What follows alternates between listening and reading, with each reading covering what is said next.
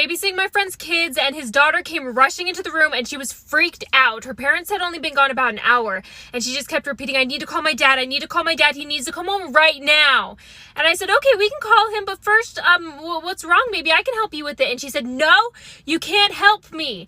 And I said, okay, well, just tell me then. Just tell me what's wrong. And she was like, I have to go poop.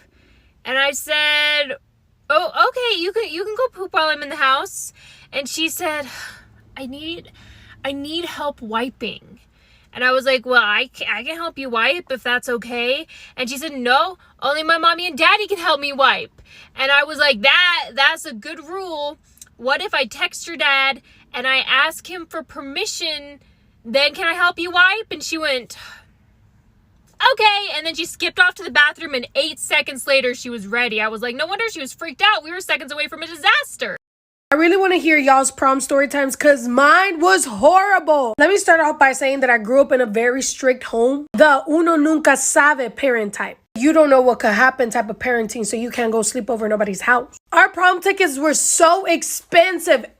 $85 per person. Per person! And that didn't count my $200 dress because your girl had to slay. You know what? Let me show you a picture real quick. That's me. The dress was cute, but the makeup, girl, what is going on? Point is, my makeup looked crusty, and let's not talk about the hair. R.I.P. Anyways, back to the point of the story. Prom started at 8, ended at 12. My dad said I had to be back at 9. It literally was gonna take us 45 minutes just to drive back. If you do the math, my dad only wanted me to be at prom for 15 minutes. So my mom had to convince my dad to let me come back at 10. Wow, what a difference. Thanks, Mom. Literally, by the time we got there, the time it took us to get in, and take this, we had to come back. Who does that to their child?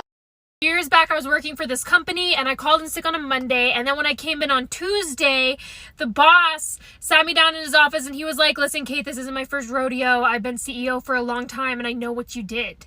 And I was like, what did I do? And he said, you were out partying and drinking all weekend, and then you were too hungover to come in on Monday, and that's just unacceptable. And I was like, excuse me, sir. That is not my particular brand of irresponsible, okay? My brand of irresponsible is I went camping over the weekend, and we made tinfoil dinners, and mine was on the outside of the fire, and everybody else was on the inside of the fire because I have a hard time asserting my needs, especially when other people are there. I put them before me. And so anyway, mine was on the outside of the fire, and everybody else was eating before me because theirs cooked faster, and I didn't want to wait to eat mine, so I just ate it before the meat was done cooking. And did I bring the sickness on myself and get food poisoning? Yes, I did, but also, how dare you? Story time about how I was almost kidnapped. So a little background information, I was 13, and it was the summer going into 9th grade. I was on a road trip with my family, and we needed to stop for some gas. So we stopped at some random gas station, and we see this lady get out of her car and walk in. No big deal though. So we're inside, and we're waiting in line to use the bathroom. So we were in the front of the line, and then that lady was behind us, and then there were a few people behind her. So as we're standing in line, she FaceTimes some guy, and then she starts pointing the camera at people around the store, and she would be like, oh, do you like this? And he would say yes or no. Well, then she points the phone at me, and then he goes, yeah, that's the one. And my mom and I were super creeped out about this because she was being super loud and she was taking a really long time at this gas station. So my mom goes into the bathroom, and then she starts to talk to me. She starts asking how old I am, where I'm from, and if my mom and I were here with anybody else. Like for part 2. Part 2 about how I was almost kidnapped. So like I said, she starts to talk to me and ask me super personal questions. And I'm being vague about everything that I possibly can be. So I go in, I use the restroom after my mom. We grab some snacks, and then she follows us around the whole store. And she didn't even use the bathroom. So we leave the store, and we saw the car that she got out of, and it was parked right next to our car. When originally, it was parked all the way across the parking lot. And I'm guessing the man who she was on FaceTime with was in the car, and he was sitting right where my car door was. So my mom and I decided to walk around a little bit, and this lady is just following behind us the whole time. So we call my dad, who was across the street at another store. We told him about the situation, so he comes and picks us up, and then he sees the car pick the lady up, and they start following us. So then they followed us for about 25 to 30 freaking miles, and then they ended up turning off on some random road. And I have a feeling if my mom and I didn't pay such close attention to what they were doing, I would have been kidnapped and trafficked. My roommate texted me and she said, hey, I left you a little present outside your door. And I was like, well, aren't you just the sweetest? She left me this little bag with its whatever, this cookie thing in it.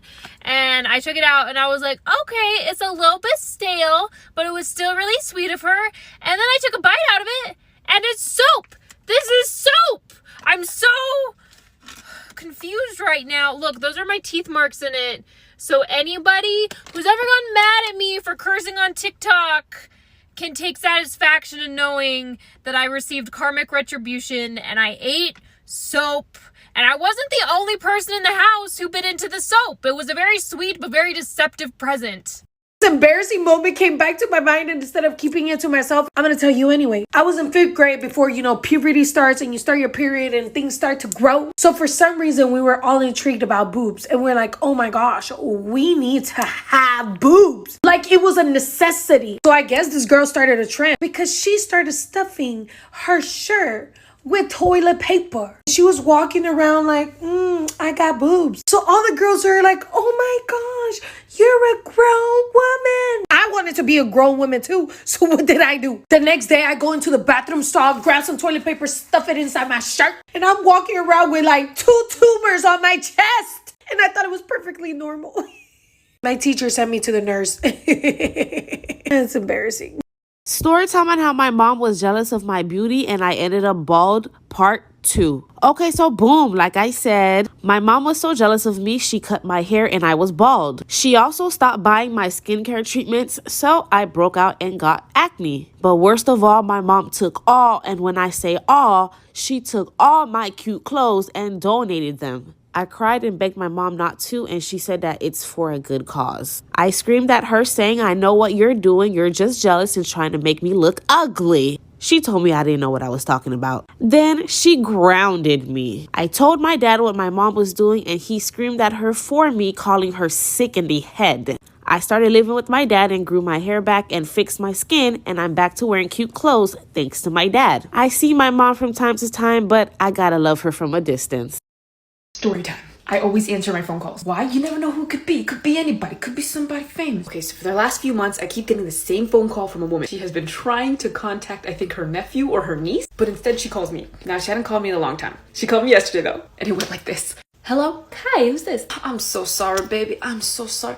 I'm trying to call my nephew. Your number is... Says my number. And I'm like, yeah, that's my number. And she's like, oh, I'm so sorry, baby. I'm so sorry. I felt like I was covered in honey. No, ma'am, it's fine. I'm so sorry, baby. She sounds like she makes cookies. Call me anytime. Anytime.